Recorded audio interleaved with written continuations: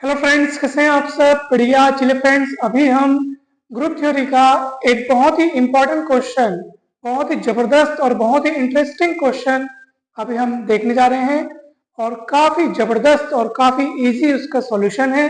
दोस्तों, क्वेश्चन है हमारे पास, proof that the set of integers z is an abelian group with respect to binary operation star defined as a star b is equals to a plus b plus 1 for all ab belongs to z। दोस्तों, हमें ये सिद्ध करना है कि ये पूर्णांकों का समुच्चय है, यानी कि जो z है वो एक अबिलियन ग्रुप है, एक आबिली समूह है। किस बाइनरी ऑपरेशन के सापेक्ष? तो ये बाइनरी ऑपरेशन स्टार के सापेक्ष। और ये बाइनरी ऑपरेशन स्टार किस तरह परिभाषित किया गया है? इस तरह, a star b is equals to a plus b plus 1 for all ab belongs to z। तो हमें ये सिद्ध करना है कि ये जो z है, जो सेट ऑफ इंटीजर्स है, वो इस बाइनरी ऑपरेशन के रिस्पेक्ट में एक अबिलियन ग्रुप बनाता है, जहां बाइनरी ऑपरेशन इस तरह से डिफाइन किया गया है। दोस्तों, बहुत ही जबरदस्त क्वेश्चन है, ये एग्जाम में आ सकता है और इसका जो सॉल्यूशन है वो इतने सरल भाषा में, इतने बढ़िया तरीके से लिखा गया है कि ये आपको आसानी से समझ में आ जाएगा। दोस्तों, एक और खास बात, सॉल्यूशन समझने में आपको कहीं पर भी कोई भी लैंग्वेज प्रॉब्लम नहीं होगी। अर्थात आप चाहे हिंदी मीडियम से हो, चाहे आप इंग्लिश मीडियम से हो, आपको ये पूरा का पूरा टॉपिक, पूरा का पूरा सॉल्यूशन बहुत आसान भाषा में समझ में आ जाएगा। इसलिए इस वीडियो को आप लास्ट तक जरूर देखिएगा। दोस्तों, ग्रुप थ्योरी के इसके पहले के जो वीडियोस हैं, उन सभी वीडियोस को अगर आपने नहीं देखा है तो जरूर जाइए। डिस्क्रिप्शन बॉक्स में आपको उन सभी वीडियोस के लिंक लेक्चर क्रमांक वाइज दिए गए हैं, तो जरूर जरूर आप उन सभी वीडियोस को देखिएगा। हर एक कंसेप्ट, हर एक डेफिनेशन, हर एक थ्योरम आपको बहुत बढ़िया तरीके से समझ में आ जाएगा। अब चलिए हम इस सवाल को समझते हैं, इसका सॉल्यूशन हम देखते हैं। ठीक है, आप सभी को पता होगा कि अबेलियन ग्रुप हमें यहाँ पे सिद्ध करना है। तो अबेलियन ग्रुप सिद्ध करने के लिए हमें टोटल 5 प्रॉपर्टीज को यहाँ पे सिद्ध करके दिखाना होगा।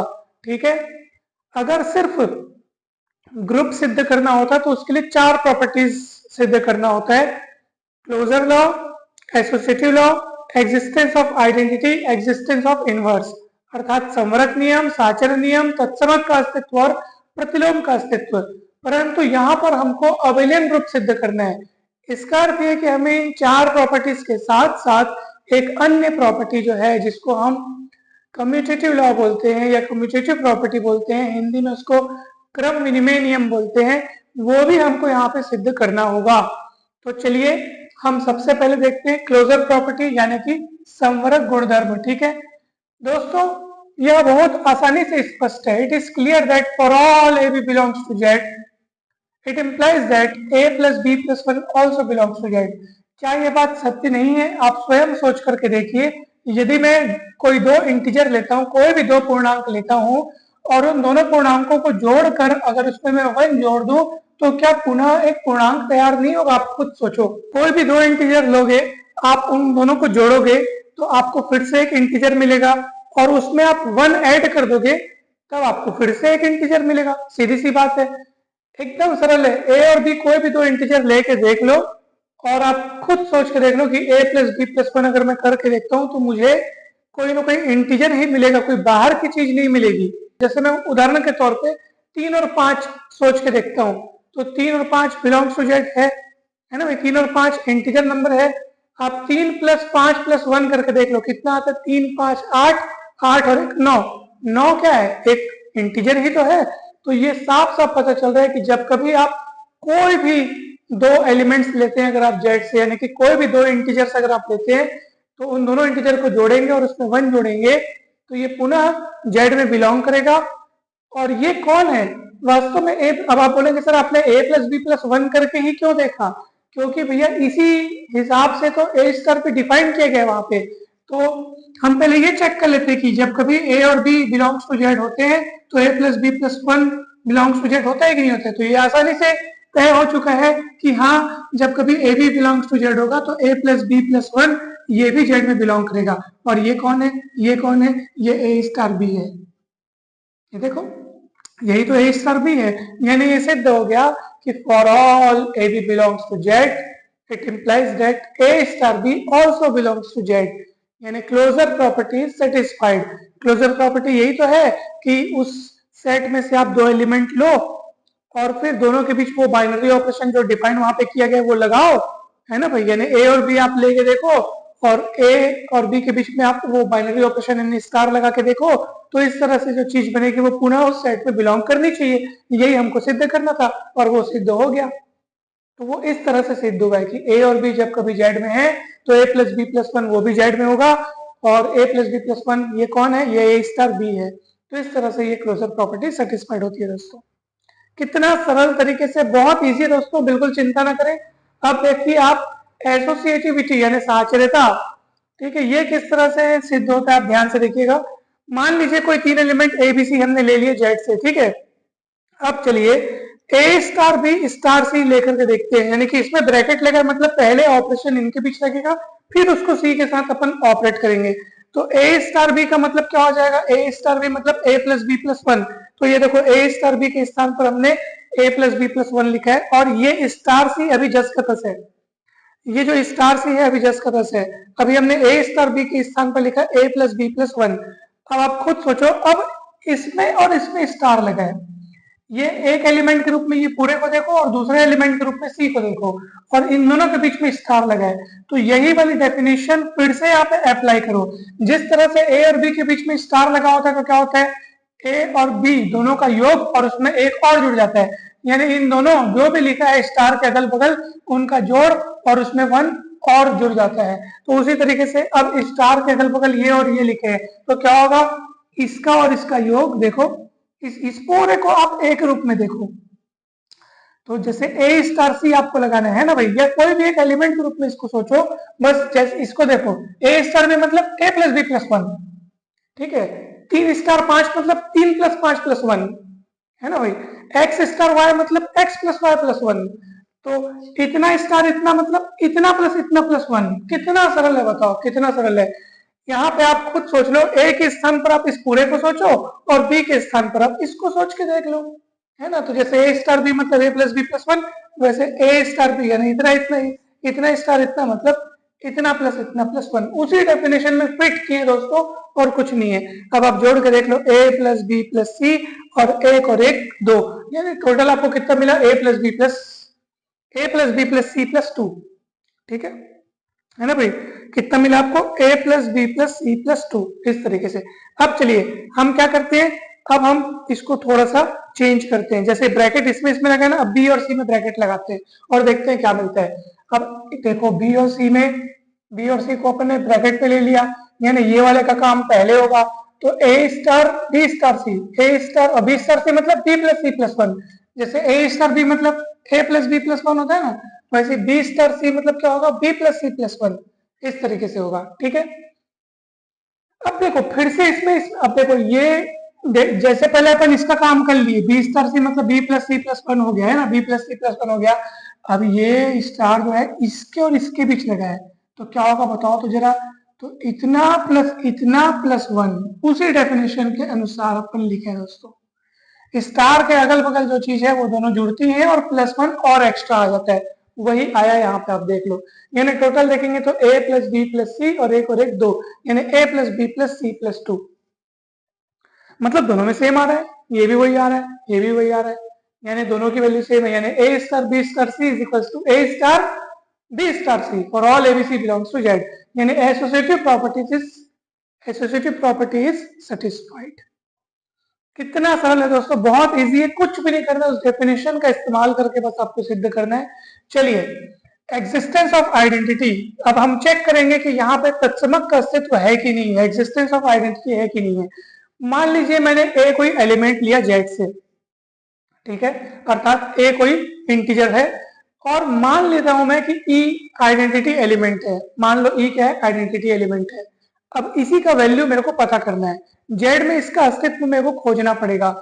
चलिए पहले मैं एक काम करता हूं, अब मैंने यहाँ पे मैं बोल चुका हूं कि मान लो यदि ई क्या है, आइडेंटिटी एलिमेंट है, तो आइडेंटिटी एलिमेंट के गुण के अनुसार, इसका जो गुणधर्म है, इसकी जो प्रॉपर्टी है, उसके अनुसार आइडेंटिटी एलिमेंट को ए के साथ ऑपरेट करने पर वापस ए मिलना चाहिए, क्योंकि आइडेंटिटी एलिमेंट का यही गुण होता है कि उसको किसी भी एलिमेंट के साथ आप लगाओगे तो वापस आपको वही एलिमेंट मिलेगा।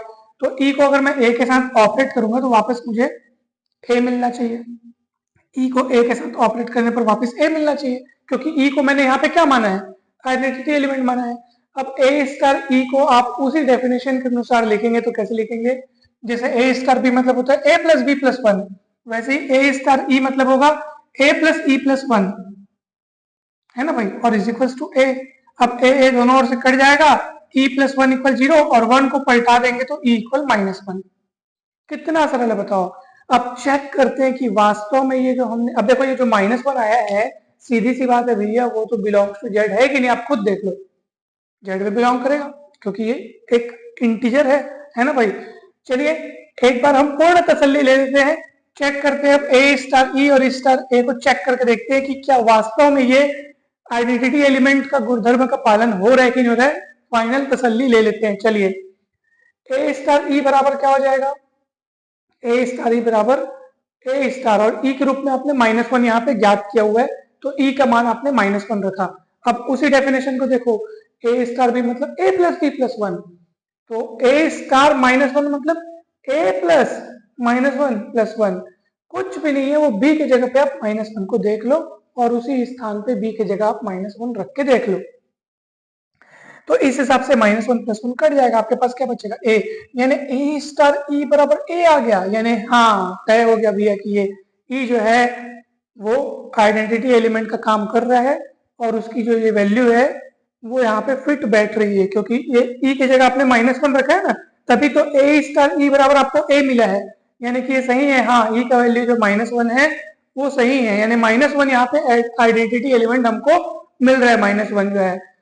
और देख लो आप ई स्टार ए चेक करके देख लो, ई स्टार ए ई के रूप में माइनस वन रख के, क्योंकि यहाँ पे निकाले ई का मान माइनस वन, और ये स्टार ए हो गया। फिर से उसी डेफिनेशन को आप लगाओगे, इतना इतना के बीच में स्टार लगा मतलब इतना प्लस वन, तो वन वन मतलब वन और माइनस वन कट जाएगा और बचेगा फिर से ए, यानी ई स्टार ए बराबर ए मिल गया। तो इन दोनों बातों से ये क्लियर होता है कि हाँ भाई साहब यहाँ पर जो ई है वो आइडेंटिटी एलिमेंट है जिसकी वैल्यू माइनस वन है, ठीक है। तो इसलिए हमने उसको लिखा है नीचे, minus one is an identity element of Z, ठीक। तो यहाँ पे आइडेंटिटी एलिमेंट के रूप में कौन काम कर रहा है, माइनस वन काम कर रहा है दोस्तों, यही जेड, ठीक है। यही जेड को अगर अपन सिंपल ऑर्डिनरी एडिशन के रिस्पेक्ट में अगर अपन लेते हैं तो ये भी एक अबिलियन ग्रुप होता है, और ऐसी स्थिति में इसका जो आइडेंटिटी एलिमेंट जीरो होता है। तो अब आपके मन में कंफ्यूजन नहीं होना चाहिए, सर यहाँ पर आप जेड का आइडेंटिटी एलिमेंट माइनस वन लाए हुए हो, कल जो हम लोग सवाल पढ़े थे वहां पे आइडेंटिटी एलिमेंट जीरो था। दोस्तों अब आप लोग समझ गए होंगे कि ये सब कुछ निर्भर करता है, देखो ना सेट वही है, आज भी वही जेड है, जेड तो कल भी वही था, तो फिर अलग क्या है, देखो अलग वो बाइनरी ऑपरेशन है जिसके कारण सब चीज चेंज हो जा रहा है। तो ऑर्डिनरी एडिशन यानी सामान्य योग जब अपन लेते हैं तो आइडेंटिटी एलिमेंट हमको जीरो मिलता है, कल पिछले वीडियोस आप देखे होंगे। यहाँ पर जो बाइनरी ऑपरेशन जो है, स्टार नाम का बाइनरी ऑपरेशन, उसको किसी विशेष तरीके से परिभाषित किया गया है, किसी स्पेशल तरीके से डिफाइन किया गया है, इसलिए आइडेंटिटी एलिमेंट यहाँ पे उसके जिस तरह से डिफाइन किया गया ना उस पर डिपेंड करता है, और उसी अनुसार हमको यहाँ पे आइडेंटिटी एलिमेंट प्राप्त हुआ है। यदि यहाँ पे a plus B plus one के बजाय अगर आप a plus B plus two लिखते या a plus B minus two लिखते, कुछ भी अगर आप चेंज करते तो ये फिर बदल जाता। तो अब आपको समझ में आ गया होगा कि भाई ऑपरेशन का बड़ा महत्व है, किस तरीके से आपने वहां पे बाइनरी ऑपरेशन डिफाइन किया है उस पे बड़ा महत्व है, ठीक है। तो ऐसा नहीं सोचना है कि सर हमेशा आइडेंटिटी एलिमेंट जीरो होगा, क्या ऐसा नहीं है। हाँ अगर ऑर्डिनरी एडिशन है, सामान्य योग है, तो आपका आइडेंटिटी एलिमेंट यहाँ पे कितना होगा, जीरो होगा, ठीक है। क्योंकि जीरो एक ऐसा नंबर है जिसको किसी भी संख्या के साथ सामान्य योग करोगे तो आपको पुनः वही संख्या मिलेगी जिसके साथ आप जीरो को जोड़ रहे हो, परंतु यहाँ पे बाइनरी ऑपरेशन सामान्य योग तो नहीं है, ऑर्डिनरी एडिशन तो नहीं है, ये एक स्टार नाम का बाइनरी ऑपरेशन है जिसको इस विशेष तरीके से डिफाइन किया गया है। इसलिए इस विशेष तरीके के कारण आइडेंटिटी एलिमेंट अलग तरीके से, मतलब देखो ना आइडेंटिटी एलिमेंट, अब उस डेफिनेशन का इस्तेमाल करते हुए फिर अपन ने आइडेंटिटी, देखो ना ये आपने डेफिनेशन का इस्तेमाल किया, यहाँ पे डेफिनेशन का इस्तेमाल किया, तब आपको जाके आइडेंटिटी एलिमेंट पता चला कि माइनस वन है। तो ये है, आपको ये समझना है दोस्तों, ठीक है। अगर यहाँ पे a plus B plus two से डिफाइन करते तो ये होता a plus E plus two हो जाता, a plus E plus two होता तो पलट के वो माइनस टू होता, तो आइडेंटिटी एलिमेंट ग्रुप में आपको माइनस टू दिखता। तो यही हम आपको समझाना चाह रहे थे कि बाइनरी ऑपरेशन का बड़ा रोल है यहाँ पे। चलिए तीसरा प्रॉपर्टी आपका सेटिस्फाई हो गया है, आपको तत्समक का अस्तित्व मिल चुका है। अब एग्जिस्टेंस ऑफ इनवर्स हम देखते हैं, ठीक है। मान लीजिए a बिलोंग्स टू z, अर्थात मान लो a कोई इंटीजर है, और मान लिया हमने if b is an inverse of a, then मान लो यदि b जो है वो a का क्या है, इनवर्स है। तो इनवर्स एलिमेंट किसको बोलते हैं, जिसको उस एलिमेंट के साथ ऑपरेट करने से आपको आइडेंटिटी एलिमेंट मिल जाए, है ना भाई। तो a star b equal to E होना चाहिए, क्योंकि b को आपने a का इनवर्स माना है, तो a star b equal to E होना चाहिए। और e की वैल्यू अपन ने यहाँ पे लाया है -1, तो e के स्थान पर हम -1 रख देंगे। तो a स्टार b मतलब a प्लस बी प्लस 1 परिभाषा के अनुसार, और इज इक्वल्स टू ई है, e का मान -1 है तो -1 रख दिए। b का मान निकाल लो आप, कैसे निकालेंगे, a को इधर पलटाएंगे -1 और 1 को पलटाएंगे तो -1, -1 पहले से तो -2 हो जाएगा टोटल, यानी b की वैल्यू आ गई -a -2। और ये बिलोंग्स टू z है कि नहीं आप खुद देख लो, सीधी सी बात है। a अगर कोई इंटीजर है तो -a -2 ये भी तो इंटीजर होगा। तो उसी को हमने यहाँ पे लिखा है, therefore for each a belongs to z there exists b is equals to -a -2 belongs to z such that, यानी हमने यहाँ पे लिख रहे हैं, देखो b का वैल्यू अपन ने यहाँ पे निकाला, ठीक है। b को हमने a का इनवर्स माना और सॉल्व किया डेफिनेशन के अनुसार, डेफिनेशन की मदद लेकर हमने सॉल्व किया, तो b की वैल्यू -a -2 आया, और जो कि बिलोंग्स टू z है। उसी बात को हम लोग नीचे लिखे हैं, मतलब हमको इनवर्स का अस्तित्व मिल चुका है भाई। therefore for each a belongs to z, यानी अतः प्रत्येक a belongs to z के लिए there exist b is equals to -a -2 belongs to z, इस प्रकार की। अब आप यहाँ पे नीचे में एक बार उसको यहाँ पे लिख के दिखा सकते हो कि देख लो भाई, हमको b का अस्तित्व मिल चुका है, और b कौन है, a का इनवर्स है, तो b का अस्तित्व हमको इस प्रकार मिल चुका है जो कि इनवर्स होने के गुणधर्म का पालन करता है। कैसे, आप नीचे दिखा सकते हो कि a स्टार b और b स्टार a दोनों ही किसके बराबर हो रहा है, देखो e के बराबर हो रहा है, चेक करके दिखा सकते हो। a स्टार b मतलब a स्टार और b का मान -a -2। फिर से वही डेफिनेशन लगाएंगे, इन दोनों के बीच स्टार लगा मतलब इतना प्लस 1, वो देखो डेफिनेशन के अनुसार। तो आप देखो इतना प्लस 1, तो यहाँ पे आप देखेंगे a और -a कट जाएगा और -2 + 1 यानी -1 होगा, जो कि e है। आप देख सकते हैं यहाँ पे e जो है -1 अपन ने यहाँ पे लाया था, ठीक। यानी a स्टार भी आपका e आ गया, यानी साफ साफ पता चल गया कि b जो है a का इनवर्स है। और तो और देख लो आप, b स्टार a देख लो, तो b का मान है आपके पास -a -2, स्टार a है यहाँ पे। फिर से आप क्या करोगे, इतना प्लस 1 उसी डेफिनेशन के अनुसार, तो यहाँ पे फिर से a और -a और a कट जाएगा, -2 + 1 यानी -1 होगा, जो कि e है। therefore इनवर्स एग्जिस्ट, यानी अतः प्रतिलोम का अस्तित्व है, ठीक है। अब पांचवा नियम कम्यूटेटिविटी यानी कि क्रम विनिमयता, सीधी सी बात है। अगर आप यहाँ पर अपन ने लिखा for all A B belongs to Z, सभी A B belongs to Z के लिए आप ए स्टार बी जब निकालोगे तो कितना आएगा, a + b + 1। इसमें b और a को मैं अल्टीपल्टी करके लिख सकता हूँ कि क्योंकि ये देखो a और b का समान योग है, तो इसको मैं अल्टीपल्टी लिखूंगा तो b + a हो जाएगा और ये +1 अपनी जगह है। यदि आप a स्टार b को इस तरह से लिख सकते हो तो ये b + a + 1 को आप फिर b स्टार a लिख सकते हो। भाई अगर a star b a + b + 1 है तो आप खुद बताओ b स्टार a क्या होगा, b + a + 1 नहीं होगा क्या।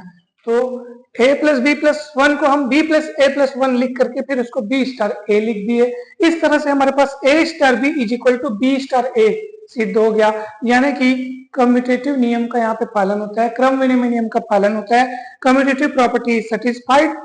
अब पांचवा नियम यहाँ पे सेटिस्फाइड हो गया, इसका अर्थ है कि z जो है वो इस ऑपरेशन स्टार के रिस्पेक्ट में एक अबेलियन ग्रुप है, ठीक है। तो इस तरह से ये सवाल हल होता है दोस्तों। हमें पूरी उम्मीद है कि आपको ये सवाल बहुत बढ़िया तरीके से, बहुत आसान भाषा में समझ में आया होगा। दोस्तों अगर वीडियो अच्छा लगा हो तो जरूर लाइक करके, चैनल को जरूर सब्सक्राइब करके, कमेंट करके जरूर बताएं कि ये वीडियो आपको कैसा लगा। और इसके पहले के जो टॉपिक्स हैं जिसमें हमने सेट थ्योरी पढ़ा है, टाइप्स ऑफ सेट्स, उसके बाद हमने अनेक सारे सवाल देखे, उसके बाद हमने देखा Cartesian product of sets, concept of relation, types of relation, equivalence class, congruence modulo N. उसके बाद हमने टाइप्स ऑफ फंक्शन को देखा, one one function, onto function, many one function, into function, inverse of function. तमाम प्रकार के topic जो हैं वो कंप्लीट कराए जा चुके हैं। अगर आपने वो वीडियोस नहीं देखे हैं तो जरूर जाइए, डिस्क्रिप्शन बॉक्स में आपको मिल जाएंगे और साथ ही साथ आपको मिल जाएंगे प्लेलिस्ट में। दोस्तों इस चैनल को जरूर सब्सक्राइब कर लीजिए। ये चैनल आपको मैथ्स के लिए बहुत काम आएगा। ग्रेजुएशन के सारे सेमेस्टर्स के साथ साथ आगे के कॉम्पिटिटिव एग्जाम्स में भी आपको इस चैनल से बहुत मदद मिलेगी, तो जरूर जरूर सब्सक्राइब कर लीजिए। आप सभी को बहुत बहुत धन्यवाद दोस्तों। जल्द ही मिलते हैं नेक्स्ट वीडियो में।